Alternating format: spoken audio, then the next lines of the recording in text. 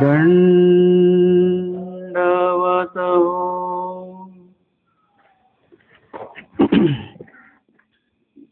आजच्या सत्रामध्ये आपण या ठिकाणी आचार या प्रकरणातील करणीय प्रकरण जे आहे ते श्रवण करणार आहोत. आचार हे प्रकरण असं आहे की ज्यामध्ये साधकाने कुठल्या प्रकारे आचरण करायचं आहे. साधकामध्ये वासनिक वर्ग म्हणजे उपदेशी वर्ग सुद्धा येतो आणि संन्यासी वर्ग सुद्धा येतो. दोन्ही साधकांनी आचरण कसं करायचं आहे याविषयी आमच्या स्वामींनी अस्तिपरी हे प्रकरण सांगितलेलं आहे.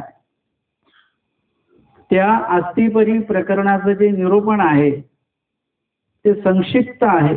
6 वचनाची ती अस्तिपरी आहे. त्या अस्तिपरीचं जे विश्लेषण आहे ते आचार प्रकरणामध्ये आम्हाला बघायला मिळतं. अस्तिपरीमध्ये जो काही त्याग सांगितलेला आहे तो आम्हाला आचार प्रकरणामध्ये बघायला मिळतो. त्यामध्ये जो विधी सांगितलेला आहे तो सुद्धा आचार प्रकरणामध्ये बघायला मिळतो. एक निषेध आचरण आहे, एक विहित आचरण आहे. काय टाळायचं आहे हे सुद्धा आम्हाला त्यामध्ये निरूपण केलेलं आहे देवाने वचनांद्वारे. आणि काय विधी करायचा आहे तो सुद्धा विषय स्वामींनी प्रसंगोचित जसा वेळ असेल, जसा प्रसंग समोर उभा राहिला असेल किंवा एखाद्या वेळेस एखादा प्रसंग स्वतः स्वामीच निर्माण करतात. जर संवार प्रकरण सांगायचं आहे त्यावेळेला स्वामींनी त्या ठिकाणी स्थिती दिलेली आहे आणि त्यांना मृतवत दाखवलेलं आहे आणि त्यावर संहार प्रकरण निरूपण केलं. म्हणजे प्रसंग कधी कधी स्वतः स्वामी त्या ठिकाणी निर्माण करतात, सांगतात. आणि अशा पद्धतीने एकेका सूत्राचं निरूपण जे आहे ते भक्त मंडळींना स्वामींनी केलेलं आहे. अशाच प्रकारे आचार या प्रकरणामध्ये सुरुवातीची जी काही वचनं आहेत 26 वचनांपर्यंत त्याग सांगितलेला आहे. त्याग म्हणजे जे जे काही ईश्वराचं जे आहे ते जर का तो विधी आपल्याला करायचा असेल तर ईश्वर व्यतिरिक्त जे काही गोष्टी आपल्यामध्ये आहेत त्या आधी आपल्याला काढून टाकाव्या लागतात. जसं आता तुम्हाला निरूपण ऐकायचं आहे तर तुम्हाला घर हे सोडावं लागलं. निरूपण ऐकायचं आहे तर मंदिराच्या परिसरात जिथे कुठे तुम्ही उभे होते तो ठिकाण तुम्हाला सोडावं लागलं, निरूपण स्थळी यावं लागलं. मनातले जर काही विचार असतील तर ते सुद्धा तुम्हाला त्यागावे लागतात. आणि त्यानंतर मग ब्रह्मविद्येचं श्रवण तुम्ही कराल. म्हणजे हे सर्व त्याग वाक्यामध्ये येतं. हे त्यागामध्ये सर्व काही येत असतं. आणि त्याग घडल्यानंतर काय करायचं? नामस्मरण. निरूपणाच्या आधी काय केलं पाहिजे? आपण 2 दंडवत घालून बसलं पाहिजे आणि नामस्मरण केलं पाहिजे. त्यागानंतर काय आहे की मन रिकामं होऊन जातं आणि रिकाम्या मनामध्ये वेगवेगळे विचार येऊ शकतात, येतातच. आणि ते विचार आपल्या उपयोगाचे नसतात 90%. मग अशा रिकाम्या मनामध्ये आपल्याला परमेश्वराचं जे काही नाम आहे ते नामस्मरण आपल्याला करायचं आहे, नामाचं चिंतन करायचं आहे. आणि म्हणून त्यागानंतर स्मरण वाक्यांचा सारोळा म्हणजे वचनांचा समूह त्या ठिकाणी केशराज वासांनी तो त्या ठिकाणी पुढे मांडलेला आहे. अशा पद्धतीने वेगवेगळे सारोळे जे आहेत, वचनांचे समूह आहेत, विषयांचे जे समूह आहेत, त्या त्या विषयांची वचनं एकत्रित करून ते समोर प्रत्येक असा तो क्रम लावलेला आहे. आणि म्हणून त्यागानंतर स्मरण वाक्य आहे. स्मरण वाक्यानंतर वैराग्य दंडिकेची वचनं आहेत. लक्षात घ्यायचं की त्याग झाल्यानंतर स्मरण आहे आणि स्मरण जे आहे ते त्यागाशी संबंधित आहे. त्याग वाक्यामध्ये सुद्धा वैराग्यच आहे, परंतु त्याग वाक्यामध्ये माझ्या चिंतनानुसार आपण जबरदस्ती काही गोष्टी सोडत असतो. आणि स्मरण जर का केल्यानंतर जे वैराग्य येतं ते कसं येतं, स्वाभाविकपणे येतं. वैराग्य हे तुम्ही ओढून ताणून आणू शकत नाही. त्याग जर का बाह्य वस्तूचा असेल तर वैराग्य हे अंतर्मनामध्ये निर्माण होणारं साधन आहे आणि ते स्मरणाशिवाय निर्माण होत नाही. त्यागाशिवाय स्मरण नाही आणि स्मरणाशिवाय वैराग्य नाही. ज्या वेळेला तुम्ही स्मरण करता, अष्टोप्रहर स्मरण असेल, चतुर्विध दुःखेसी चतुर्विध स्मरण असेल, त्या वेळेला आपोआपच परमेश्वराविषयीची गोडी ही वाढत राहते, आवडी वाढत राहते. आणि परमेश्वराविषयीची आवडी वाढणं याला जीव देवता प्रपंच याच्याविषयीचं वैराग्य असं म्हणतात. वैराग्य काही वेगळं नाही आहे. एक तयार झालं की एक त्याच्यातनं बरोबर काय होतं तसं सुटत असतं. जसं तांदूळ आहेत, तांदळाचं तांदूळ पण जाणं यालाच भात म्हणतात. भात काही वेगळा नसतो, काही त्या तांदळाचाच बनतो. तशा प्रकाराने तुमच्या मनामध्ये ईश्वर आवडी वाढली की वैराग्य इतर गोष्टींविषयी आपोआपच तयार होत राहतं. आणि म्हणून पुढे वैराग्य दंडिकेची वचनं आहेत आणि त्या पुढे करणीय प्रकरण जे आहे ते सांगितलेलं आहे. म्हणजे तुम्ही त्याग केला, स्मरण केलं आणि वैराग्य तुमच्यामध्ये निर्माण झालं, बस एवढ्यावर आम्हाला थांबायचं नाही. याही पुढे आम्हाला काय करायचं आहे, आमची साधना वाढवायची आहे. आणि ती साधना वाढविण्यासाठी म्हणून या ठिकाणी वैराग्य दंडिके पुढे करणीय प्रकरण म्हणजे आम्हाला काय करायचं आहे. जसं तुम्हाला आता मंदिरामध्ये तुम्ही आलात, देवपूजाही झाले, दंडवतही घातले, आता पुढे काय करायचं आहे. पुढे सेवादास्य असेल, नामस्मरण असेल, धर्मवार्ता असेल, असं काहीतरी त्यामध्ये लागू होत असतं आणि ते क्रिया आम्हाला त्या ठिकाणी करायची आहे. आणि म्हणून इथे तो जो काही क्रम आहे त्या क्रमामध्ये वैराग्य दंडिका आणि त्यापुढे करणीय प्रकरण म्हणजे वैराग्य म्हणजे विरमता. तर विरमता कशाविषयी असली पाहिजे, तुम्ही अन्य वार्ता करता त्याच्याविषयी विरमता असली पाहिजे. ती अन्य वार्ता घडता कामा नाही. तुम्ही अन्य काही क्रिया करत असताल तर त्याविषयी तुमच्यामध्ये ती विरमता आली पाहिजे. आणि जे जे करून तुमची अन्य क्रिया जेवढी काही घडते, जीव देवता प्रपंच या संबंधित या विषयीची विरमता, मग त्यामध्ये विरमता आल्यानंतर काहीच करायचं नाही का, नाही करायचं. काय करायचं न येथोनी म्हणितले. आमच्या स्वामींनी काय सांगितलेलं आहे, महानुभाव पंथाचं संपूर्ण जे काही एक वचन माझ्या चिंतनातनं येतं की हे वचन मला संपूर्ण चिंतन केल्यानंतर एक वचन जे सारखं अंतःकरणामध्ये राहतं ते आहे, येत आधीन होई जे येथोनी म्हणितले कीजे. म्हणजे स्वामींच्या अधीन व्हायचं आहे आम्हाला.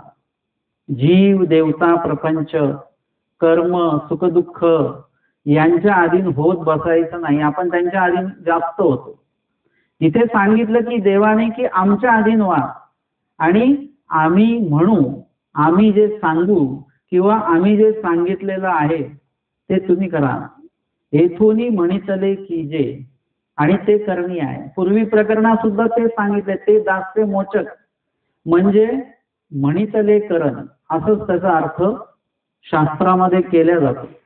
म्हणितले करण म्हणजे जे जे स्वामींनी सांगितलेलं आहे ते ते कार्य, ते ते कर्तृत्व, तो तो विधी आपल्याला करायचा. आणि तो करत असताना कसा करायचा, हा माझ्या देवाचा विधी आहे, हा माझ्या देवाने हा माझा विधी मला विधी सांगितलेला आहे, तो जो काही भाग आहे तो समोर ठेवून आणि अंतःकरणामध्ये अति आवडी ठेवून आवडीपूर्वक आपण हा विधी केला पाहिजे. नुसतंच करायचं म्हणून नाही. इथेही तुम्ही जे सेवादास्य करता म्हणजे तुमचा तो योग आहे चांगला की तुम्हाला ते सेवा दास्य प्राप्त झालं आणि तुम्ही सुद्धा उपस्थित झाला, तर जेही सेवा तुम्ही करत आहात ती नावडीपूर्वक करण्यापेक्षा ती आवडीपूर्वकच करा. म्हणजे काय होईल, क्रिया तर तुम्ही करतच आहात, पण ती नावडीपूर्वक केली तर ती वाया जाईल, आवडीपूर्वक केली तर त्याने तुमची योग्यता, अधिकार वगैरे या गोष्टी वृद्धिंगत होतील.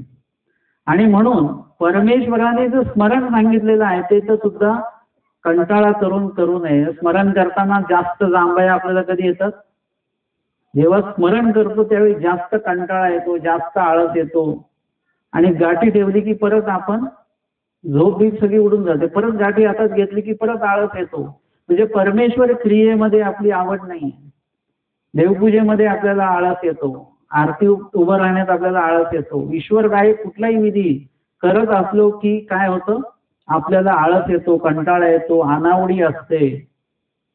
या सर्व गोष्टी जर का आवडीपूर्वक केल्या तर तिकडे परमेश्वर प्रसन्न होत असतं. परमेश्वराला प्रसन्न करणं खूप सोपं आहे, जीवाला प्रसन्न करणं खूप अवघड आहे. परंतु परमेश्वराला प्रसन्न करणं सहज सोपं आहे, फक्त आपण ते कठीण करून घेतलेलं आहे. काय करायचं आहे, येथूनही म्हणितले कीजे, म्हणजे देवानी जे सांगितलेलं आहे ते आवडीपूर्वक जर का तुम्ही करायला सुरुवात केली की परमेश्वर लगेच प्रसन्न होता, तुम्हाला सहाय्य होतं. अशा प्रकारे हे करणीय प्रकरण आहे जे जे देवाने आम्हाला सांगितलं. यामध्ये आजचं वचन आपण घेतो आहोत, 62 क्रमांकाचं आचाराचं वचन आहे. पुरुष आपले करणीय म्हणून प्रवर्ते, तयासी द्रव्याची शते मिळती. या आधीचं जे वचन आहे त्यामध्ये सांगतात की तुम्हा पडल्या धुळीनं लागावे. म्हणजे मागील जे काही त्याग घडला, स्मरण करणारे आहेत, स्मरणनिष्ठ आहेत आणि वैराग्य सुद्धा आचरण करतायत, त्यांच्या बाबतीमध्ये परमेश्वरीय तोष कसा आहे की तुम्हा पडल्या धुळीनं लागावी. म्हणजे त्या जीवाला अविधी घडू नये म्हणून परमेश्वर सहाय्य करतात. त्या जीवाकडनं कुठल्याही प्रकारचं हिंसा घडू नये, अन्यवार्ता घडू नये, अविधी घडू नये, अशा सर्व बाबतीतनं तो दूर राहावा यासाठी परमेश्वर काय करतात, त्याला सहाय्य करतात. तिथे सांगितलं संयोग वियोग सहाय्य हे तिन्ही माया करेल. म्हणजे वाईटाचा वियोग माया घडवून देते, परमेश्वराचा मनोधर्म त्यामध्ये आहे. चांगल्यांचा योग घडून येतो. कधी कधी काही ध्यानी मनी नसताना एखाद्या अधिकरणांची भेटही होते, सेवाही घडते, काही निरोपणही ऐकायला मिळतं, हे काय आहे एखादा सेवादासही मिळतं. या सर्व मागे परमेश्वराचा मनोधर्म आहे. त्या मनोधर्माने माया जी आहे तो संयोग तुम्हाला घडवत असते. हे संयोग वियोग आणि विधी अर्थी तुम्हाला जे सहाय्य होतं, एखादा विधी करायचा आहे तुम्हाला, त्याविषयी आवडी आहे पण तुमची द्रव्य क्षमता नाही आहे किंवा तुमची प्रकृती ठीक नाही आहे, काही अजून अडीअडचणी असतील, तर त्याविषयी परमेश्वर काय करतात, बरोबर तेवढं द्रव्य किंवा तेवढी शरीर क्षमता जी आहे तुम्हाला प्राप्त करून देतात. अडीअडचणी असतील तर त्या दूर करतात. हे सर्व नामाच्या 10 टायामध्ये आपल्याला ऐकायला मिळतं. आणि या ठिकाणी आपल्याला सुद्धा त्या पद्धतीने राहावं लागतं, मग परमेश्वर सुद्धा आपली काळजी घेतात. आपणही परमेश्वरांच्या आज्ञेची काळजी आपण घेतली पाहिजे. काय काय आज्ञा देवाच्या आहेत त्या आपण आपल्या अंतःकरणातनं, त्या आपल्या आचरणामध्ये आपण आणल्या पाहिजे. आणि तसं जर का आपल्याकडनं घडलं तर परमेश्वर सुद्धा मग काय करतात, परमेश्वर आपल्याला सहाय्य करत असतात. आणि म्हणून या ठिकाणी हे वचन जे आजचं आपण घेतो आहोत ते आहे, पुरुष आपले करणीय म्हणून प्रवर्ते. म्हणजे जीव जो आहे तो आपले, म्हणजे हे जे देवानी विधी सांगितलेला आहे तो विधी माझा आहे असं म्हणून जर का तुम्ही केलं, लक्षात घ्या, तुम्ही एखादी क्रिया करत असताना एखादा तुम्ही पदार्थ वाढत आहेत, वाढत असताना तुमच्या जवळचे जे आहेत, तुमचा मुलगा बसलेला आहे किंवा नातलग बसलेले आहेत, त्यांना वाढताना तुम्ही कसं वाढता? हे आपले आहेत, हे आपले नातलग आहेत, या पद्धतीने वाढलं जातं. आणि एखादा अनोळखी व्यक्ती असेल तर त्याला वाढताना सहजपणे एक आवड जी आहे ती किंचित कमी होते, तुम्हाला सुद्धा ती कळत नाही. त्या वाढण्यामागचा जो भाव असतो तो थोडा आवड त्यातली कमी होते, वाढण्याची पद्धत आपली बदलते. आणि तेच जर का आपल्या संपर्कातले आहेत, आवडीचे आहेत, तर त्यांच्याशी आपण जे काही बोलतो वगैरे त्यातला एक आपुलकीचा भाव वेगळा असतो. तशा पद्धतीने जर का आपल्याला स्मरणाला बसवलंय, म्हणजे जबरदस्तीच बसवलेलं असेल तर काय होईल? तर मग ते जांभया येणार, तेच कंटाळा येणार. आपल्या स्मरणामध्ये किंवा विधीमध्ये आपल्याला कंटाळा का येतो? कारण की तो प्रत्येक विधी आपण आपले म्हणून करत नाही. तो देवाचा विधी आहे म्हणून तो करत असतो. परंतु देवाने मला दिलेला आहे, आता हा विधी माझा आहे. विधी देवाचाच आहे, पण आता तो त्यांनी मला विहित केलेला आहे, तू कर म्हणून. आणि मग तो आपलेपणाने आम्हाला तो करायचा आहे. आचार्य भट्टोबासांना स्वामींनी काय केलं? आचार्य केलं पंथाचं. पंथ कोणाचा आहे? स्वामींचा आहे, देवाचा आहे, परमेश्वराचा आहे. मग आचार्य भट्टोबासांनी हा पंथ कसा चालवला? हा पंथ माझ्या देवाचा आहे या विचारातनं तो पंथ चालवला, म्हणून हा पंथ आत्तापर्यंत इथपर्यंत चालत आलेला आहे. आमच्या पूर्वसुरींनी सुद्धा अशाच प्रकारे हा पंथ आमच्यापर्यंत पोहोचवलेला आहे. या पंथाचे तत्व, पंथाचा विचार, पंथाचा आचार हे सर्व अशा बुद्धीने, अशा विचारांनी आमच्यापर्यंत दिलेला आहे. आपुले आमच्या महानुभाव पंथामध्ये, मार्गामध्ये अधिकरणांकडे ज्या देवपूजा आहेत पिढ्यानपिढ्या चालत आलेल्या, या सुद्धा त्याच काळजीने जोपासलेल्या आहेत, जतन केलेल्या आहेत. त्याचे आबाब म्हणजे त्या पूर्ण विशेषांची माहिती आहे असं हवेत नाहीये काही. हे सगळं जतन केलेलं आहे. कसं ना? आपुले म्हणजे हे आमचं आहे, हे माझं आहे किंवा माझ्या देवाचं आहे. हे आमचं म्हटल्यानंतर थोडासा एक वेगळा भाग येतो, हे दुसऱ्या कोणाचं नाही आहे असं पण त्याच्यामध्ये येतं. परंतु या ठिकाणी जेव्हा महादाईचा म्हणते हे आमची वाटी, म्हणजे ती वाटी होती स्वामींची, परंतु ते म्हणत ना हे आमची वाटी म्हणजे त्यामध्ये आपुलकीचा भाव आहे, अहंकाराचा भाग नाही आहे, त्याच्यात आपुलकीचा भाग आहे. आणि म्हणून कुठलंही वचन, कुठलंही आचरण हे आपुले करणीय, कुठलाही जो विधी आहे तो माझा आहे, माझ्या देवाचा आहे आणि तो मला विहित केलेला आहे. ती जबाबदारी तुम्ही घेतली पाहिजे. इथल्या कुठल्याही सेवेच्या बाबतीमध्ये तुम्ही जेव्हा जबाबदारी घ्याल तेव्हा ती सेवा पूर्ण होईल. नाही तर तुम्ही म्हणाल जाऊ दे, ते बघतील, ते म्हणतील ते बघतील, ते म्हणतील ते बघतील, असं एकमेकांवर आपण लोटलं तर काय होईल? तो विधी, ते कार्य पूर्ण होणार नाही.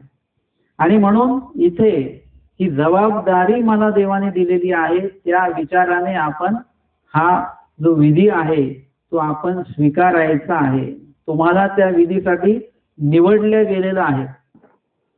कधी निरूपणाला संख्या कमी असते, परंतु त्यामध्ये चिंतन आहे. जसं काही काही ठिकाणी खूपच संख्या कमी असते, मग त्यावेळेला आपल्याला वाटतं लोक येत का नाही. मी याचं चिंतन केलं त्यावेळी लक्षात आलं की ब्रह्मविद्या शास्त्र जे आहे ते ऐकण्यासाठी पण काय पाहिजे? अधिकार असला पाहिजे, योग्यता असली पाहिजे, तरच ती व्यक्ती त्या ठिकाणी पोहोचू शकते. अन्यथा काय होईल की आपण जवळ असू तरी सुद्धा काय होईल? ऐकायला मिळणार नाही. किंवा आपण असून सुद्धा काही लोक निरूपणामध्ये झोपतात की नाही, म्हणजे काय उपस्थित असून सुद्धा त्यांना झोप लागली, काय प्रवचन झालं 1 तास कळालंच नाही, दंडवत हो म्हटल्यानंतर त्यांना जाग आली. मग हे का झालं असं? कारण की तो अधिकार नाही. आणि म्हणून जे लोक निरूपण श्रवण करत नाही त्यांच्याविषयी कुठल्याही प्रकारचा आपल्या मनामध्ये काही द्वेष असता कामा नये. कारण की त्यांनी तो अनधिकार जोडलेला आहे, ती अयोग्यता त्यांच्याकडे आहे. ज्ञान श्रवण होणार नाहीये. का बरं होणार नाही? कारण की जेव्हा त्यांना ज्ञान दिल्या गेलं, ती संधी आली, तेव्हा त्यांनी हे विधी मला स्वामी विहित करत आहेत, सांगत आहेत अशा प्रकारचा आपुलकीचा भाव तेव्हाच आपण ठेवला नाही अंतःकरणामध्ये. म्हणून आज काय होत आहे की निरूपण होत आहे, परंतु आपण त्या निरूपणाला उपस्थित राहू शकत नाही, कारण की तो अनधिकार जोडलेला आहे. असे प्रत्येक विधी जे आहेत छोटे छोटे, ते आपण आपलं म्हणून जर का ते केलं तर त्या विधीची वृद्धिंगतता होत राहते आणि तो विधी मोठ्या स्वरूपामध्ये मिळतो. आज जर का तुम्ही आवडीपूर्वक भिक्षा वाढली, किती वाढता तुम्ही भिक्षा? एक सत्कोर भाकर किंवा अर्धी भाकर तुम्ही वाढता. म्हणजे सुरुवात इथून आहे, ती आवडीपूर्वक वाढत वाढत काय होतं, त्या मोठ्या अन्नदानाचा योग तुम्हाला येतो. अनुसर्याच्या ठाई अन्नदान करण्याचा योग येतो. भक्ताच्या ठिकाणी तुमचं अन्न प्रवेशन होतं आणि थेट परमेश्वर अवतारापर्यंत तुम्ही जाऊन पोहोचता, तिथे अन्न प्रवेशन होतं. परमेश्वर ते अन्न स्वीकारतात, इथपर्यंत येतं. म्हणजे एवढी कणव तयार होते की तुमचं अन्न जर का मातीत जरी मिसळलं तरी आमचे स्वामी काय करतात, एक एक कण त्याच्यातनं वेचून काढतात. का? कारण की ते आवडीपूर्वक दिलेलं आहे. माझ्या देवाला हे द्यायचं या दृष्टीचा विचार कुठेतरी मागच्या जन्मात आहे आणि तो संस्कार असल्यामुळे त्यांचं अन्न देव वाया जाऊ देत नाही, त्यांची कणव वाढवत राहतात. आणि एका ठिकाणी आमचे स्वामी चांगला भात बनवून आणलेला आहे, ते मडकं काय करतात स्वामी, खडा मारून ते मडकं फोडतात आणि तो भात मातीमध्ये मिसळवतात. तो अन्न घेत नाहीत स्वामी. का बरं? एकीकडे मातीतनं अन्न वेचल्या जात आहे आणि एकीकडे मातीमध्ये अन्न मिसळवलं जात आहे. कारण की ज्यांचं अन्न मातीतनं वेचल्या गेलं त्यांच्याकडे ती योग्यता आहे की त्यांचं अन्न देवाने ग्रहण करावं, आणि एकीकडे मातीत अन्न मिसळवलं गेलं त्यांची ती योग्यताच नाहीये की उभयदृश्य अवताराने ते अन्न स्वीकारावं, ही ती योग्यता त्यांनी जोडलेली नाहीये. का बरं नाही जोडली? कारण की देताना तो भाव आपुलकीचा त्याच्यामध्ये नाही. सारंग पंडित त्यांचे 60 उपार वाया गेले, त्यामागचं कारण ते आहे की ते आपुलकीने देत नव्हते. स्वामींपासून त्यांना काही प्राप्त झालेलं होतं, जर का स्वामींना आपण नाराज केलं तर ते स्वामी परत हिरावून घेतील, अशी कुठेतरी भीती त्यांच्या मनात असावी. आहेच असं नाही, असावी. आणि म्हणून ते स्वामींचं आदर स्वागत वगैरे ते करत होते. त्यामध्ये आपुलकीचा भाव जो आहे तो त्याच्यामध्ये नव्हता. आणि म्हणून स्वामींनी स्पष्ट सांगितले की आमच्यावरच त्यांची बुद्धी नाही. मग असे आपण छोट्या छोट्या क्रियेमध्ये, ईश्वराच्या विधीमध्ये आपुलकीचा भाव ठेवला नाही तर मग काय होतं, परमेश्वर तिकडे उदास होतात आणि मग आपल्याला पुढे त्या विधींचा योग येत नाही. मग तुम्हाला असं वाटतं की निरूपण ऐकावं, पण कुठे निरूपण आहे तर ते तुम्हाला ऐकायला मिळत नाही किंवा तोपर्यंत तिथपर्यंत पोहोचता येत नाही. कुठला स्मरणविधी घडत नाही, अन्नदान विधी घडत नाही, सेवादास्य विधी घडत नाही, कारण की तो आपलेपणाने तो आपण केलेला नाही. आणि म्हणून स्वामी सांगतात की तुमच्या काही जरी अडचणी असतील, पण तो जर का विधी तुम्ही आपले करणी म्हणून प्रवर्ते, जर का तुम्ही हा विधी माझा आहे म्हणून जर का तो तुम्ही केला तर काय होतं, तयासी द्रव्याची शते मिळती. म्हणजे तुम्हाला त्या संबंधित जे काही द्रव्य प्राप्त करायचं, 1 रुपयाचं असेल, शत असेल किंवा सहस्त्र असेल, लक्ष असेल, किती द्रव्य पाहिजे त्या कार्यासाठी तेवढं द्रव्य तुम्हाला अदृष्ट परमेश्वर जे आहेत ते प्राप्त करून देत असतात. आणि म्हणून प्रत्येक विधी तो तुम्ही त्या पद्धतीने करणं तेवढंच आवश्यक आहे. या संबंधित उत्तरार्ध 606 क्रमांकाची लीळा आहे, ती लीळा आपण या ठिकाणी श्रवण करूया. उत्तरार्ध 594 क्रमांकाची लीळा आहे. भटाकर्णीये प्रसंगे माहिम भट्टा सन्निधान निरूपणे. भटाकर्णीय प्रसंगे म्हणजे भटोबासांना स्वामींनी करणीय प्रसंगे म्हणजे तुम्हाला आमका आमका विधी करायचा आहे असं विधी विहित करत असताना माहिम भट्टांना सन्निधानाच्या संबंधित, सन्निधानाच्या कमकुवते संबंधित त्यांना निरूपण केलेलं आहे. एकुदिसी गोसावी भटाते म्हणितले. एकदा आमचे स्वामी भटोबासांना म्हणतात, वानर्या तुम्हा करणीय एक असे का, तुम्हाला एक करणीय असे का, म्हणजे आम्ही तुम्हाला काही विधी विहित करणार आहोत, तो तुम्हाला करायचा आहे बरं का. जी जी आचार्य भटोबासांची विशेषता अशी आहे की स्वामींनी जेही सांगितलं ते जी जी म्हणायचं म्हणजे हो म्हणायचं, नाही म्हणायचं नाही. आपल्याला म्हटलं की निरूपणाला याल का तुम्ही, आपण काय लगेच हो म्हणतो का? आपण थोडा विचार करतो, किती वाजता आहे, काय आहे, तेव्हा जमेल का, असं सगळं गणित आपल्या डोक्यामध्ये आपण हे करतो, मांडत असतो, आणि मग त्याचं उत्तर काय येतं? नाही जमणार. आपण कधीच हो म्हणत नाही. कोणी म्हटलं की स्थान दर्शनाला येणार का तुम्ही, आपण म्हणतो नाही जमणार. आपण असं नाही म्हटलं पाहिजे. विधी ज्या ठिकाणी उपस्थित आहे, देवपूजा सोडल्या जाणार आहे, तुम्ही देवपूजेला येणार का, स्थान वंदनाला येणार का, सेवादासाला येणार का, निरूपणाला येणार का, स्मरणाला येणार का, जे जे विधी तुमच्या कानापर्यंत पोहोचवत असतात, कोण पोहोचवतात? जीव पोहोचवतात, फोन करून, मेसेजद्वारे. परंतु त्यामागे मनोधर्म कोणाचा आहे? परमेश्वराचा मनोधर्म आहे. म्हणून कधीही विधी प्राप्त झाला तर एकदम नाही म्हणू नका. जरी जमत नसेल तरी म्हणा आम्ही प्रयत्न करतो. म्हणजे त्यामध्ये प्रयत्न हा भाग आला तुमचा. आणि पुरुष प्रयत्नी दैवाचे साह्य. तुम्ही जर का प्रयत्न केला तर परमेश्वर तुम्हाला सर्व गोष्टींचं साह्य करून घडवून देत असतात.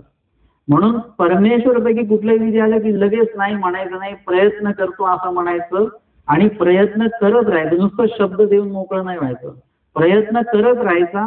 प्रयत्न करता करता कुठेतरी तुमची क्षमता नसेल तरी सुद्धा तुम्हाला बरोबर परमेश्वर योग प्राप्त करून देतात. म्हणून आचार्य भट्टोबास असतील, आमचे नाथोबास असतील, यांनी कधीही स्वामींना कुठल्या क्रियेविषयी नाही म्हटलेलं नाहीये, होच म्हटलेलं आहे. आणि स्वामी जेव्हा म्हणतात की तुम्हा कर्मी एक असे का, ते म्हणतात जी जी ठीक आहे. स्वामी म्हणतात त्यांना परते द्रव्य साध्य, पर हा शब्द आला, पण ते द्रव्य साध्य आहे बरं का. आता आचार्य भट्टोबास मानसिक आणि शारीरिक वाचिक कुठलीही सेवा जी असेल स्वामींची ते करू शकतात. पण आर्थिक प्रश्न आहे. आर्थिकता कुठे हे झालेली आहे? सगळं त्यागून आलेले आहे. त्याग वाक्य आहे, स्मरण वाक्य आहे, वैराग्य वाक्य आहेत. द्रव्य सोबत नाहीये भट्टोबासांच्या. आणि द्रव्य नसल्यामुळे ती क्रिया त्यांच्याकडनं घडणं हे अवघड आहे. आमचे आचार्य भट्टोबा स्वामींना म्हणतात की देवा मग चिंतन विधी निरूपी, म्हणजे मला चिंतन विधीचं निरूपण जे आहे ते आपण करा. स्मरण कसं करायचं ते सांगा. माते भजावया पूजावया काही नाही. माझ्याकडे आपलं भजन पूजन घडावं असं माझ्याकडे द्रव्य नाहीये किंवा वस्तू नाहीये किंवा पदार्थ नाहीये. आणि त्यामुळे आपण मला चिंतन विधी निरूपण करा. म्हणजे त्याच वाक्यावरून कळतं की भट्टोबासांकडे कुठल्याही प्रकारचं काही द्रव्य संग्रहित नाहीये. आणि म्हणून स्वामी म्हणतात पर ते द्रव्य साध्य, पर म्हणजे पण, लक्षात घ्या बरं का, हे त्या द्रव्याशिवाय ते कार्य होणार नाही. द्रव्य असावं लागेल तुमच्याकडे. पर का म्हणतात? कारण की स्वामींकडूनही सुद्धा माहिती आहे की त्यांच्याकडे द्रव्य प्राप्तता नाहीये. भटी म्हटले जी जी माते द्रव्य नाही ते गोसावी जाणत असते की. आचार्य भट्टोबा म्हणतात देवा माझ्याकडे तर द्रव्य नाही आणि ते गोसावी जाणत असते की. देव जाणत नाही अशातलं काय आहे का? आपण देवापुढे नुसतं आपलं रडगाणं मांडत असतो. देवाला काहीच माहिती नाहीये का? सर्व काही माहिती आहे. परमेश्वर सर्व काही जाणतात. आणि स्वामींना हे पण माहिती की त्यांच्याकडे द्रव्य नाहीये, तरी स्वामींनी द्रव्य साध्य होणारं जे काही कार्य आहे तेच त्यांना सांगितलेलं आहे. स्वामी म्हणतात तुभा टाकला तिची पुरे सिद्धी ते येथून नाही जाईल. स्वामी म्हणतात काही काळजी करू नका. जर का विधी परमेश्वर सांगत आहेत तर त्या विधी करण्यामागे जे द्रव्य लागणार आहे, जे पदार्थ लागणार आहेत, जे वस्तू लागणार आहेत ते परमेश्वर पुरवून देणार आहे. जेव्हा महादैसांना स्वामींच्या ठिकाणी वस्त्र अर्पण करायचंय, आता स्वामींना जे वस्त्र द्यायचं ते कसं हलकं वगैरे देऊन नाही जाणार. चांगलं वस्त्र देता आलं पाहिजे. क्रिया आपली कशी पाहिजे? उत्तम असली पाहिजे. आपल्या अन्नदानात एक दोन पदार्थ कमी असले तरी चालतील, गोड पदार्थ नसला तरी चालेल, पण जे काही तुम्ही वाढताय ते उत्तम असलं पाहिजे. चटणी भाकरी जरी दिली तरी चटणी उत्तम असली पाहिजे, भाकरी उत्तम असली पाहिजे. नाही तर एकदम जाड जाड जर का भाकरी बनवली तर बाईसांना जर का वाढायला दिली, स्वामींना भाकरी वाढा आणि आपली भाकरी कशी आहे जाड असेल तर बाईसा वाढतील का? बरवा बरवा पदार्थ निवडती बाईसा, चांगला पदार्थ निवडतात. त्यासाठी आम्हाला काय करावं लागेल, इथूनच त्याची सुरुवात करावी लागेल. पातळ भाकरी बनवायला शिकता आलं पाहिजे आपल्याला. चांगली नरम भाकरी बनवता आली पाहिजे. का बरं? कारण की ही भाकरी आत्तापासून आवडीपूर्वक उत्तम प्रकारे जर का आपण बनवायला लागलो आणि ते द्यायला लागलो, इथून सुरुवात आहे त्याची. ही देता देता देता काय होईल, ही प्रतिकारंता आपली वाढत जाईल. क्रिया करत असताना, पदार्थ खाऊ घालत असताना तुमचा वैरी जरी असेल तरी त्याला चांगलं खाऊ घाला. आपला तो जो काही आपली जी साखळी आहे चांगलं करण्याची, उत्तम क्रिया करण्याची, ती तुटली नाही पाहिजे. ती तुटली की परत मग ती जोडायला तुम्हाला खूप काळ लागेल. आणि ती क्रिया करता करता करता आपल्याला परमेश्वरापर्यंत ती क्रिया पोहोचवायची आहे. तुम्ही जसं द्रव्य जमवता तर काय आहे की रोज त्याच्यामध्ये काही ना काही तुम्ही जमवत असता, काही ना काही एक एक रुपया तुम्ही वाढवत असता. असं वाढवत वाढवत काय होतं की ते द्रव्य खूप मोठ्या प्रमाणामध्ये आपल्याकडे जमा होतं. तसं आम्हाला योग्यता असेल, कणव असेल, अधिकार असेल, हे सगळं आम्हाला असं जमवायचं आहे थोड्या थोड्या याच्यामध्ये. आणि थोडं जरी तुम्ही त्याच्यामध्ये चिडचिड केली, तमतम केलं, तर तुमची ती क्रिया जी आहे ते परत शून्याकडे यायला वेळ लागणार नाही. तो भाव, ती आवडी परत शून्याकडे यायला वेळ लागणार नाही. आणि म्हणून उत्तम क्रिया करणं हे अतिशय आवश्यक आहे. स्वामी म्हणतात तू उभा ठाकीलासीची पुरे, म्हणजे तुम्ही फक्त काय करा, हो म्हणा. आणि हो तर म्हटलेलेच आहे. हो कशाला म्हटलेले आहे? द्रव्य व्यतिरिक्त क्रिया सांगा, काही सांगा, ती मी करायला तयार आहे. वाहत्या पाण्यामध्ये उडी मारायला मी तयार आहे. अजून काही विधी सांगत असाल तो करायला तयार आहे. पण द्रव्य क्रियेअर्थी सुद्धा स्वामी म्हणतात तुम्ही उभे राहा. तुम्ही कुठलीही क्रिया करता त्यावेळेला तुमचा भाव शुद्ध असला पाहिजे. त्याच्यातनं तुमचं जर का काही स्वार्थ असेल, काही तुमच्या मनामध्ये गैरविचार असतील, तर ती क्रिया चांगल्या प्रकारे समाधानपूर्वक त्याचा शेवट होत नसतो. त्या प्रत्येक क्रियेमध्ये तुम्ही काय करा, आपलेपणा ठेवा आणि आवड ठेवा आणि हेतू शुद्ध ठेवा. त्याच्यामध्ये कुठल्याही प्रकारचं जे काही वाईट विचार असतील ते त्याच्यामध्ये येता कामा नये. असं असेल तर ती क्रिया बरोबर, पदार्थ असतील तर ते पूर्णत्वास जातील. जे जे काही तुम्हाला वाटतं की हे कमी पडेल ते कमी पडत नाही, ते पूर्ण पुरवठा करतात परमेश्वर त्याचा. आणि म्हणून इथे सांगतात की तू उभा टाकल्याची पुरे सिद्धी ते येथोनीची नाही जाईल.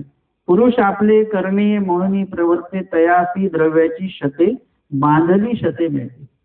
स्वामी सांगतात की जर का येथीचा साधक जर का एखादी क्रिया करायला उभा राहतो, देवाने सांगितलेली क्रिया, तुमच्या मनाच्या क्रिया नाही, देवाने सांगितलेली क्रिया जेव्हा करायला तुम्ही उभे राहता त्यावेळेला त्याची द्रव्याची बांधली शते, वचनामध्ये बांधली शब्द नाहीये, इथे लेळेमध्ये ते आलेलं आहे. बांधली शते म्हणजे काय आहे, निश्चित स्वरूपाचं जे दान आहे. तुम्हाला किती द्रव्य लागतं तेवढंच्या तेवढंच द्रव्य तुम्हाला प्राप्त होईल. महादायिसांची लीळा आपली सुरू आहे की महादायिसांना वस्त्र अर्पण करायचं आहे आणि दादोस म्हणतात, महादायिसांनी कोणाला विचारलं, दादोसांना विचारलं की मला असं असं वस्त्र अर्पण करायचं आहे. दादोस म्हणतात कशाला वस्त्र अर्पण करता, स्वामी ते वस्त्र किती दिवस वापरणार, कोणाला देऊन टाकतील, त्याच्यापेक्षा अन्नदान करा.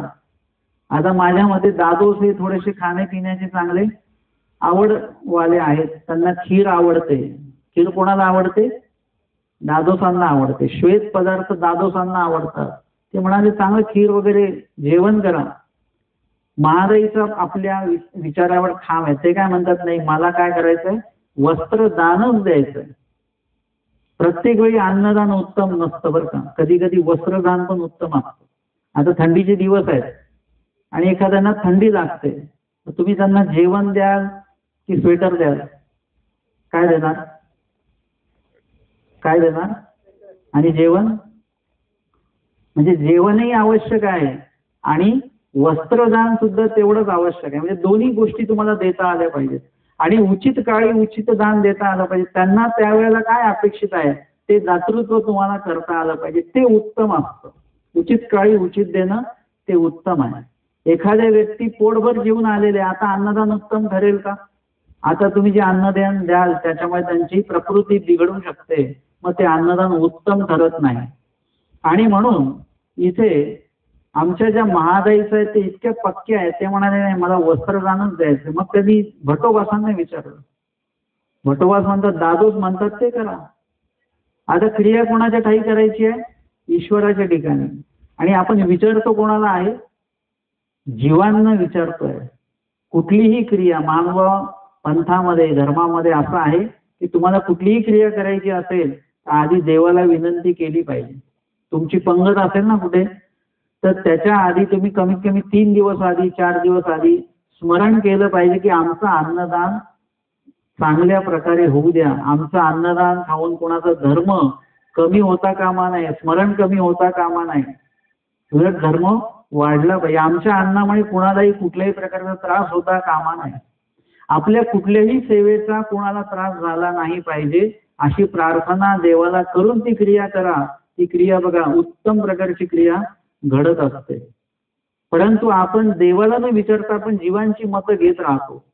मग महादाईचा स्वामींकडे आल्या आणि मग स्वामींना सांगितलं. कधी?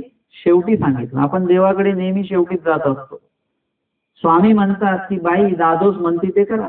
आता स्वामींनी पण हात झटकलेले आहेत की त्यांना आधी विचारलं ना तुम्ही, मग ते म्हणतात तेच करा. महादाईचा म्हणतात नाही देवा मला वस्त्र अर्पणच करायचंय. म्हणजे महादाईचा एकदम विचाराने पक्के हे स्वामींनी बघितलं आणि त्यांना सहाय्य केलं. त्यांना त्या पद्धतीचं वस्त्रही मिळालं, स्वामींना ते अर्पणही केलं त्यांनी आणि ते समाधान पावलेले आहे. वेळ अजून मोठी आहे ती. परंतु या ठिकाणी काय आहे, आपल्याला एवढाच विषय घ्यायचा आहे की तू उभा टाकीला तिची पुढे सिद्धी ते येथूनच नाही जाईल. की म्हणजे स्वामी सांगतात की तुम्हाला सहाय्य होईल, फक्त तुम्ही उभे राहा, ठामपणे उभे राहा, डगमगू नका. आणि पुढचं वचन सांगतं की बांधली शते मिळते. म्हणजे जे वस्त्र पाहिजे होतं, जसं वस्त्र पाहिजे होतं महादाईसांना तसंच मिळालेलं आहे. महिला वर्ग कपडे घ्यायला जातात तर त्यांना जोपर्यंत ते पसंतीस उतरत नाही, म्हणजे कपड्याची गुणवत्ता असेल, त्याचा रंग असेल, त्याच्यावरचं नक्षीकाम असेल, कितीतरी बारकावे बघतात ते आणि मग त्यांना ते पसंत पडेल तेव्हाच ते घेतात. तशा पद्धतीने महादाईसांनी सुद्धा जसं अपेक्षित ठेवलेलं असेल त्याच्याही पेक्षा उत्तम वस्त्र आमच्या देवानी कमी किमतीमध्ये त्यांना प्राप्त करून दिलेलं आहे. अशा पद्धतीने बांधली शते मिळती. म्हणजे जे पाहिजे जसं पाहिजे तशीच क्रिया होणार आणि ती तेवढीच सीमित राहणार. ओबड दोबड नाही मिळणार त्याच्यामध्ये. तुम्हाला जर का 10 रुपये पाहिजे असतील तर 9 रुपये मिळतील, 11 रुपये मिळतील, 10 रुपये मिळतील, 20 रुपये नाही मिळणार. बांधली शते मिळती म्हणजे त्या क्रियेला अपेक्षित जेवढं द्रव्य आहे तेवढंच द्रव्य तुम्हाला प्राप्त होणार. कारण की तुमच्याकडे ते संग्रहितही नाही राहिलं पाहिजे.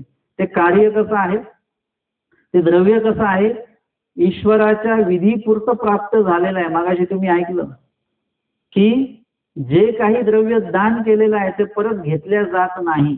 का नाही घेतल्या जात? कारण ते दान दिलेलं द्रव्य आहे. तसं आपल्याकडे जे बांधली शते प्राप्त होतात म्हणजे ते दान देण्यासाठीच म्हणून द्रव्य आहे. म्हणून ते सीमित स्वरूपामध्ये जेवढं अपेक्षित आहे तेवढंच ते मिळत राहतं. भांडारे कारा कर्मी एक पडिले होते ते तरी येथुनीची सिद्धी नेले की. स्वामींनी त्याला उदाहरण दिलेलं आहे, वेळेचं उदाहरण दिलेलं की भांडारेकरांना सुद्धा स्वामींच्या ठिकाणी पूजन करायचं होतं. ते स्वामींनी सांगितलं की मागील पानखी पहा. त्यांना ते जे उत्तर पाहिजे ते मिळालं आणि त्याच्यातनं वेगळा बोध झाला की हे माझ्यासाठी आलेले आहेत आणि ते स्वामींसोबत निघालेले आहेत. आणि निघाल्यानंतर पत्नीनी जरी म्हटलं त्यांना की याचे स्नानाचं पाणी वगैरे काढलेलं आहे, ते म्हणाले नाही. आता त्यांनी विचारलं कुठे चाललात? ते म्हणाले आता ज्यांचे आहोत आम्ही त्यांच्यासोबत चाललेलो आहोत. तर घराच्या बाहेर तर निघाले, पण नंतर लक्षात आलं की आपण देवासाठी काहीच घेतलं नाही. साधं बसण्याचं आसन सुद्धा घेतलं नाही. काही स्वामींना काही अर्पण करण्यासाठी पदार्थ घेतला नाही, कुठली वस्तू घेतली नाही किंवा कुठल्याही प्रकारचं द्रव्य आपण देवाच्या ठिकाणी भजन पूजन करावं असं काही द्रव्य सुद्धा घेतलं नाही. हे नंतर लक्षात आलं आणि त्यांच्या मनाला तेच खात राहिले सतत. आपल्याकडे एवढं सगळं आहे आणि ते कोणाच्या उपयोगी जाणार? आता प्रपंचाच्या उपयोगी जाणार. हे जर का इथे आणलं असतं तर देवाच्या उपयोगी गेलं असतं. हे सतत मनात विचार चालू होते. आमच्या स्वामींनी त्यांचा तो मनोरथ जाणला आणि त्यांना तो योग घडवून दिला. अचलपूरला स्वामींनी त्यांच्या पूजनाचा स्वीकार केला. जसं पूजन त्यांना करायचं होतं त्याच्यापेक्षा उत्तम पूजन त्यांना प्राप्त झालं. कारण की पूजनाचा जो विचार होता की मला असं असं पूजन करायचं आहे, त्या पद्धतीचं तर पूजन घडणारच आहे त्यांना, पण त्याच्यामध्ये जी तळमळ, दुःख, आवड जी आहे त्याच्यामुळे त्या पूजनाची गुणवत्ता वाढली आणि त्यांच्या मनोरथापेक्षा चांगलं पूजन स्वामींच्या ठिकाणी त्यांचं घडलेलं आहे. आता त्यांची ती क्रिया इतकी उत्तम घडली, इतकी उत्तम प्रकारची वाढत गेली. आपली क्रिया पण कशी पाहिजे? वृद्धिंगत पाहिजे, वाढणारी क्रिया आपली असली पाहिजे. आपली क्रिया कशी असते? कमी असणारी असते. मी एक निरीक्षण केलेलं आहे की उपदेश जेव्हा लोक घेतात तेव्हा नवीन नवीन उपदेशी लोक जे आहेत ते 15 गाठ्या स्मरण करतात सकाळी, आणि ते जसे जुने जुने व्हायला लागतात तसं त्यांची एक एक एक एक गाठी कमी होऊन जाते. आपली क्रिया कशी पाहिजे? उलट उपदेश घेतल्यानंतर एकच गाठी स्मरण केलं पाहिजे आपण, आणि रोज प्रति वर्षाला, महिन्याला म्हणा, दिवसाला म्हणा, तुम्ही एक एक गाठी किंवा स्मरणाचा वेळ तो वाढवत वाढवत नेला पाहिजे. आपलं काय होतंय? आपलं कमी कमी कमी कमी क्रिया होते. तुम्ही म्हणतात आधी स्थान वंदन करायला जायनं व्हायचं, आता होतच नाही. आधी स्मरण व्हायचं, आता होतच नाही. आधी आम्ही पंक्ती भरपूर करायचो, आता होतच नाही. आपली क्रिया कमी कमी का होते? वृद्धिंगत झाली पाहिजे, वाढली पाहिजे क्रिया. निळभट्टांनी जो काही मनोधर्म ठेवलेला होता त्याच्याविषयी जी आवडी होती ती आवडी एवढी वाढलेली होती की त्यांना एकच पूजन करायचं होतं. स्वामींनी किती पूजनाचा योग दिला? किती पूजन घडले त्यांना? 2 पूजन घडलेले आहेत. म्हणजे दुसऱ्यांदा जेव्हा ते द्रव्य आणलं आणि निळभट्टांचं पूजन आता ते करण्यासाठी आणलेल्या निळभट्टांनी तेही पूजन स्वतःच्या हातामध्ये ते ताट घेतलं आणि म्हटलं की हे सुद्धा मी देवाला अर्पण करणार आहे. एक पूजन घडलं, दुसरंही पूजन घडलं. हे काय आहे? वाढती क्रिया आहे. आणि म्हणून स्वामी म्हणतात की भांडारेकारा करणी एक पडिले होते, ते तरी येथूनची सिद्धी नेले की. ते सुद्धा आम्ही इथूनच सिद्धीला नेलेले आहे. तुम्ही काळजी करायची नाही, तुम्ही फक्त उभं राहायचं, बाकी सर्व आम्ही पुरवणार आहोत. तुमच्या घरी जेव्हा कोणी अधिकरण, कोणी साधू येतात आणि तुम्ही विधी करता त्यावेळी लहान मुलगा आहे त्याला पण वाटतं की मी सुद्धा दक्षिणा लावावी. आता तो मुलगा कमवतो का? तो लहान आहे, परंतु त्याला द्रव्य कोण देतं? त्याचे वडील किंवा आई त्याच्या हातामध्ये द्रव्य देतात आणि तू पण पूजन कर. का? कधी देतात? जेव्हा तो उभा ठाकतो पूजन करण्यासाठी तेव्हा त्याला गंध दिलं जातं, त्याला आरती दिल्या जाते, त्याच्या हातामध्ये पूजन साहित्य दिलं जातं. तो जर का स्वतः उभा राहिला तर आई वडील बरोबर त्याला जे पाहिजे पूजनाला ते ते पुरवतात. तसं परमेश्वर आपले आई आहेत, वडील आहेत, ते द्रव्य, जे जे काही पदार्थ, साहित्य ते बरोबर देव आपल्याला पुरवत असतात. तर माहीमभट्टी म्हणते रे, माहीमभट्ट हे सर्व ऐकतायत तिथे, माहीमभट्ट तिथे उपस्थित आहेत. माहीमभट्ट म्हणतात जी जी द्रव्य तरी माते असे जी, ते म्हणाले द्रव्य साध्य असेल तर द्रव्य माझ्याकडे आहे बर का, जे पाहिजे तर ती क्रिया मी करतो. यांना आपण सांगतात पण त्यांच्याकडे द्रव्य नाही, मला सांगत नाही आहात परंतु माझ्याकडे द्रव्य आहे. देव पण काय करतात? ज्याच्याकडे द्रव्य त्याला सांगत नाही, ज्यांच्याकडे नाही द्रव्य त्यांना सांगत आहेत. तर द्रव्य माते असे जी, माझ्याकडे जर द्रव्य आहे. मग स्वामी त्यांना म्हणतात तुम्हासी आन करणीये, ते म्हणतात हा विधी तुमच्यासाठी नाही. तुम्हासी आन करणीये, तुम्हाला सुद्धा विधी आहे पण हा विधी नाही आहे, तुम्हाला वेगळा विधी आहे, तो आम्ही तुम्हाला सांगू.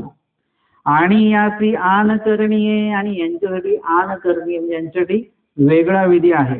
का बरं? यासी सन्निधान चरितार्थ झाले असे, तुम्हासी सन्निधान चरितार्थ व्हावे असे. का बरं वेगवेगळ्या विधी आहेत? कारण की भट्टोबास माहीमभट्टांपेक्षा खूप पुढे आहेत. मी आधी लीळाचरित्र वाचायचो तेव्हा मला असं वाटायचं की भट्टोबासांपेक्षा माहीमभट्ट खूप विद्वान आहेत, अनेकांना त्यांनी जिंकलंय, विद्वत्ता आहे, सगळं सगळं आहे. आणि ब्रह्मविद्याही प्राप्त त्यांना झाली, म्हणजे अजून ते उत्तम झाले.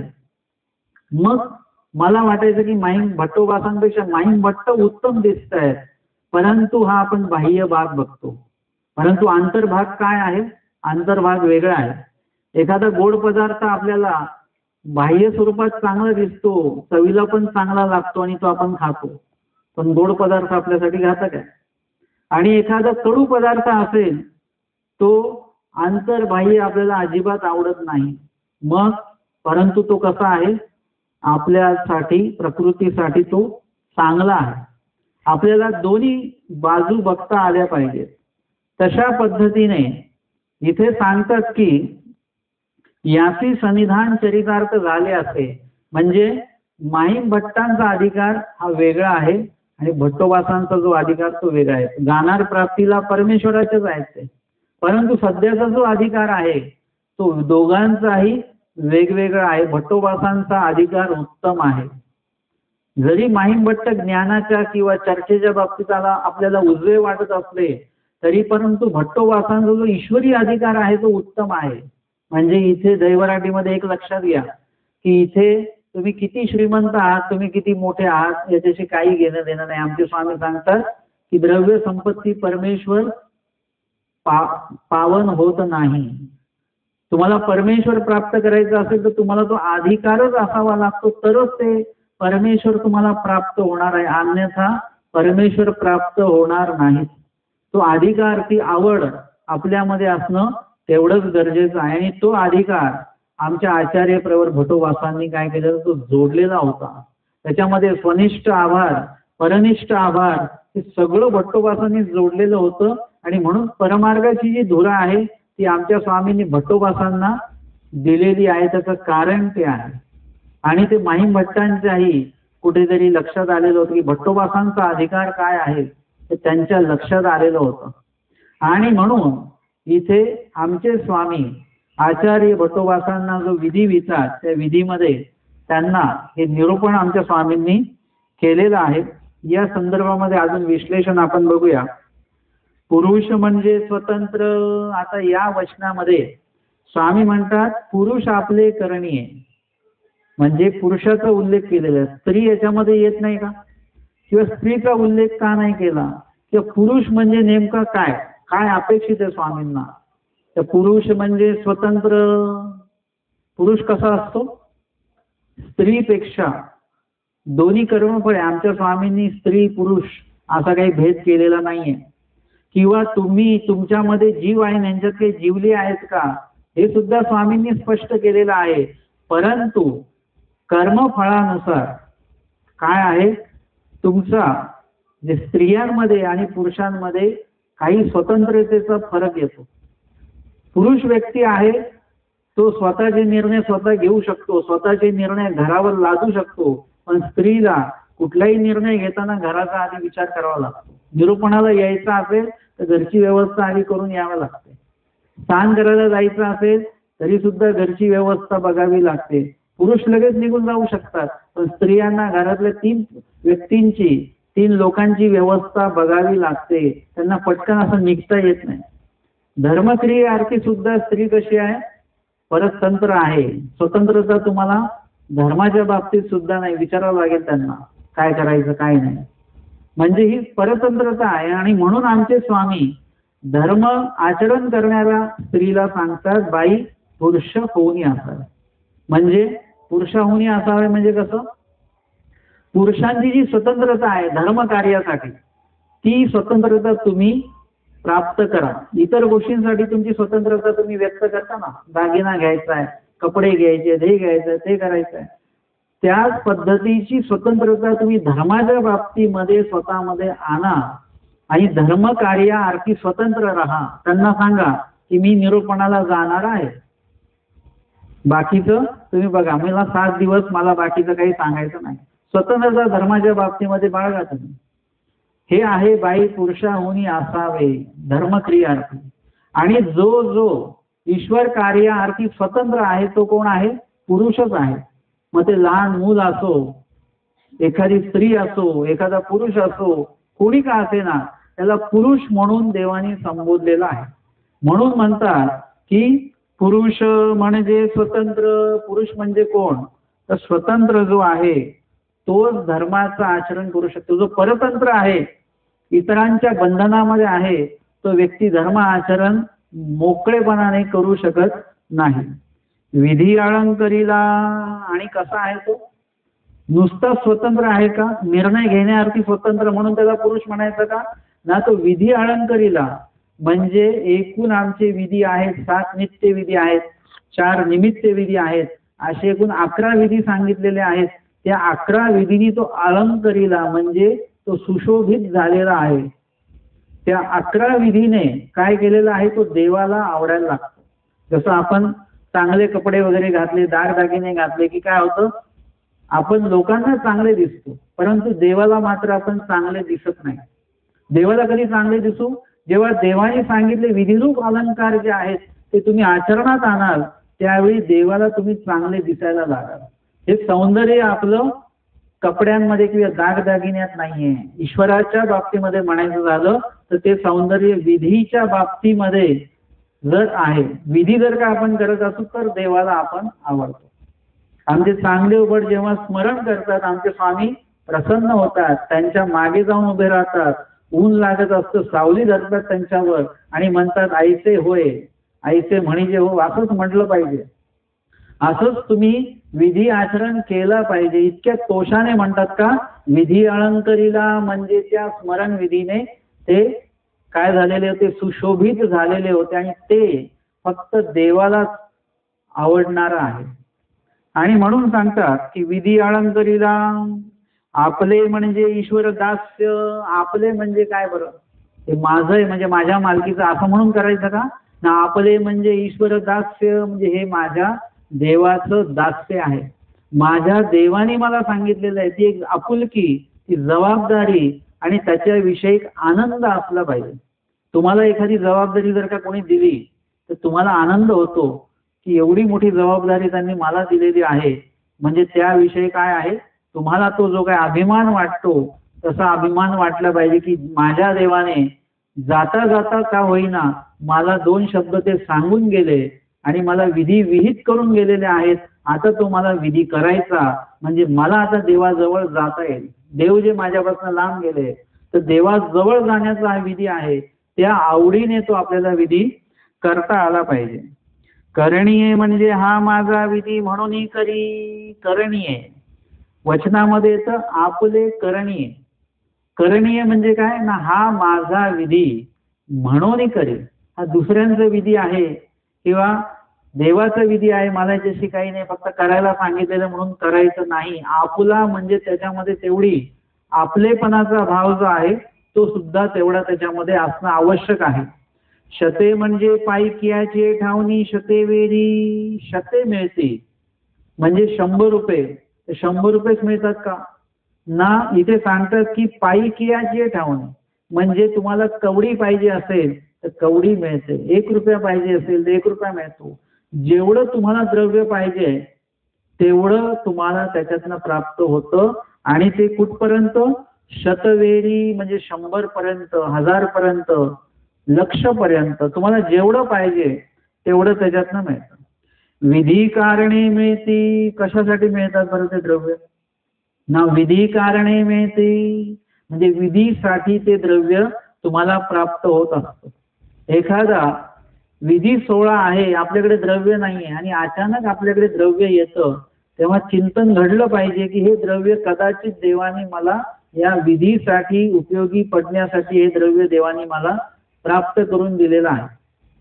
आम्ही आरोग्य सेवा करत असतो, त्याच्यामध्ये मला जे असं ड्रायफ्रूट वगैरे मिळतात, तर बाकीच्या तर वस्तू मी घेत नाही, पण ड्रायफ्रूट मिळाले की मला आनंद होतो.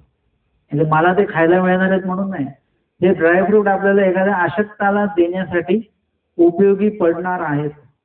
कोणाला तरी हे देता येतील अशक्त व्यक्तीला, म्हणून त्याचा तो आनंद असतो. म्हणजे आमच्याकडे जे येतं ते आमचं म्हणून नसतं. तुम्ही जेही काही द्रव्य दातृत्व करता ते आम्ही आमच्याकडे आमचं म्हणून ठेवता कामा नाही, ते ईश्वराच्याच कार्यासाठी उपयोगी लावता आलं पाहिजे आपल्याला. ते त्यासाठीच म्हणून ते येत असतं. तुमच्याकडे जेही प्राप्त होतं ते आपल्याला देवाला कुठल्या पद्धतीने देता येतं का? आम्हाला जन्म मिळाला देता येतो का? देह मिळाला देवाला देता येतो का? पदार्थ मिळाला देवाला देता येतो का? जे जे मिळालं ते ते देवाला देता येतं का आपल्याला, याच विचारामध्ये आपण असलं पाहिजे.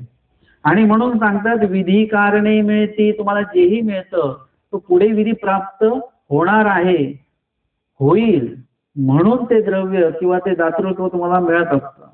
दैवाचेनीकडे तर ते काय आपल्या प्रयत्नाने मिळतात का ना, दैवाचेनीकडे तुम्हाला लक्षात येतं. एखादी क्रिया तुम्ही विधिरूप क्रिया जेव्हा करता, करून मोकळे होता, मग कळतं की हे आपल्याकडनं साध्य शक्य नव्हतं बरं का. आमच्या स्वामींनी सांगितलं ही शिळा जी आहे ती बरोबर तिथे ठेवायची आहे, सांडोवा बांधला आणि शिळा आहे ती वजन एवढं आहे की कोणाच्याने ती हलत सुद्धा नाहीये, आणि स्वामी म्हणतात तिथे उचलून ठेवायची. आता काय करायचं, मग तिथे एक वयस्कर स्त्री आहे राणाईचा, तिला स्वामींनी सांगितलं की तुम्ही बसा, 2 पाय त्या शिळेला लावा, मागे 8 टेकांची शिळा लोटा. अनेकांच्या मनात आलं असेल की आमच्याच्याने ती शिळा हलत नाहीये आणि त्या म्हातारी बाईकडनं काय होणार आहे, परंतु स्वामींचा मनोधर्म त्याच्यामध्ये असल्यामुळे ती सेवा, त्या सेवेला निमित्त ती व्यक्ती घडली. त्यांनी लोटल्या लोटल्या ती शिळा बरोबर जिथे पाहिजे जशी पाहिजे तशी जाऊन बरोबर निगुती तशी बसलेली आहे त्या ठिकाणी. हे काय आहे की दैवाचेनीकडे आपल्या प्रयत्नाने काही होत नाही. एखादी क्रिया पार पडल्यानंतर कळतं हे आपल्याकडनं शक्य नव्हतं बरं का, हे घडलं ते देवाच्याच कडेने घडलेलं. असा देवाचा आभार तुम्हाला प्रत्येक वेळी मानता आला पाहिजे. एखादं शास्त्र निरूपण ऐकायला मिळाले देवाच्याच कडेने, एखादा विधी घडला, एखादं सेवादास्य घडलं, तर त्या मागे परमेश्वराचा मनोधर्म असल्याशिवाय ते आपल्यापर्यंत पोहोचत नाही. आणि म्हणून हे सर्व दैवाच्या ईश्वराच्या कडेने आपल्याला मिळत असतं. निमित्त विधी, आता हे द्रव्य का मिळतं, निमित्त विधी. नित्यविधी म्हणजे काय, जे मिळालेले ते स्वतःच्याच उपयोगी लावायचं, त्याला म्हणतात नित्यविधी. परंतु निमित्त विधी जे काही प्राप्त झालं ते निमित्त विधीसाठी प्राप्त झालेलं आहे, पुढीलांना देण्यासाठी म्हणून प्राप्त झालेलं आहे, ईश्वर क्रियेअर्थी उपयोगी नेण्यासाठी म्हणून ते प्राप्त झालेलं आहे. असा भाव, असा विचार आपल्या मनामध्ये असणं आवश्यक आहे. तरी एसणी पात्रता, का मिळालं बरं असं ना, एसणी पात्रता कुणाची, आपली पात्रता आहे की आपल्याकडनं ती क्रिया घडावी अशी पात्रता आपली आली, ती योग्यता आपल्याकडे निर्माण झाली, म्हणून ते द्रव्य, तो पदार्थ देवाने आपल्याला आपल्या निमित्त, आपल्याला निमित्त करून तो पदार्थ दिल्या जावा, ही पात्रता आपल्याला आली. किंवा ती पात्रता कोणामध्ये आली, ज्याने आपल्याला तो पदार्थ दिला त्याची सुद्धा ती पात्रता आहे की ते घरातच राहिलं असतं ते द्रव्य किंवा ते अन्न किंवा ते पदार्थ, तर तो न राहता त्याचा सुद्धा तो योग आहे. आता एकाईसाकडे शिदोरी होती आणि भटोबासांना भूक लागलेली होती, आणि स्वामींचा मनोधर्म होता की भटोबासांना ही शिदोरी एकाईसाने द्यावी, परंतु सुत्या सुवावे ऐसे प्रार्थनेची नाही. म्हणजे उत्तम व्यक्तीच्या ठिकाणी आपली क्रिया घडावी, अन्नदान घडावं असं प्रार्थन एकाईसांचं नव्हतं. पदार्थ असून देता नाही आला, एखादी भटोपासांसारखी व्यक्ती समोर असून देता नाही आलं, परमेश्वराचा मनोधर्म असून तळमळ असून सुद्धा देता नाही आलं, कारण की पात्रता नव्हती एकाईसांची. तिथे एकाईसांची पण पात्रता लागते, आणि भटोबास जे आहेत उपलक्षणे जे कोणी जीव असतील त्यांची ती योग्यता लागते की त्यांना ते प्राप्त व्हावं. अशा पद्धतीने दोघांची पात्रता जी आहे त्या ठिकाणी अपेक्षित आहे. आणि स्वनिष्ठी तरी ऐसी या पात्रता जी आपजविल्या ही न मिळे, मग प्रत्येक वेळी पदार्थ मिळेलच का. मागे सांगितलं की निमित्त विधीसाठी, दातृत्व करण्यासाठी, इतरांना देण्यासाठी म्हणून ते द्रव्य आम्हाला मिळालेलं आहे, मग स्वनिष्ठासाठी पण असं द्रव्य मिळेल का ना. ते सांगतात स्वनिष्ठी तरी ऐसी अपात्रता. स्वनिष्ठाच्या बाबतीमध्ये जर का म्हणायला लागलं, स्वतःला जर का द्रव्य पाहिजे असेल तर मिळत नाही. मी असा एक परिवार बघितलेला आहे की जो सामान्य कुटुंब एकदम, त्यांच्याकडे द्रव्य संपत्ती काही नाही आहे, हातावर पोट आहे त्यांचं, पण क्रिया मात्र त्यांच्याकडनं मोठ्या मोठ्या होतात. ते म्हणतात की बाबा असं काही योग आला की कुठून तरी आमच्याकडे द्रव्य येतं आणि ते आम्ही ईश्वरासाठी खर्च करतो, बस मग आमच्याकडे काही नसतं. स्वनिष्ठ स्वतःच्या प्रपंचासाठी त्यांच्याकडे द्रव्य नाही आहे, पण ईश्वर कार्य जर का उभं राहिलं तर त्यांच्याकडे बरोबर तो पदार्थच येतो. ती वस्तू येऊन जाते किंवा ते द्रव्य तेवढं येतं, जे जे काही त्यांना असं मिळतं ते बरोबर त्यांना प्राप्त झालं की ते समोरच्यांचं बरोबर तो योग येतो, तसं धर्मकार्य उभं राहतं आणि ते दातृत्व सुद्धा केल्या जातं. म्हणजे अशी सुद्धा परिवार आपण बघितलेला आहे. म्हणजे तुम्ही द्रव्याने श्रीमंत नसले तरी चालेल, पण तुम्ही अधिकाराने, योग्यतेने, कणवेने तुम्ही श्रीमंत असले पाहिजे. ते ईश्वरदायक क्रिया घडतील. द्रव्याने तुमच्या इतर बाकीच्या क्रिया घडत राहतील. व्यवहारामध्ये तुम्ही ते द्रव्य खर्च कराल, तुमची मानमान्यता होईल, परंतु या ठिकाणी आपलं जो अधिकार, योग्यता आहे तो ईश्वराच्या ठिकाणी आपल्याला उपयोगी लावता आली पाहिजे, जेणेकरून ईश्वराला आपल्या विषयीचा तोष निर्माण होईल. हे आजच्या या आचाराच्या 62 क्रमांकाचं जे वचन आहे त्यातनं आज आपण आणि सोबतच त्या संबंधित उत्तरार्ध 594 क्रमांकाची लीळा या ठिकाणी आपण श्रवण आणि चिंतन केलेली आहे. दंडवत हो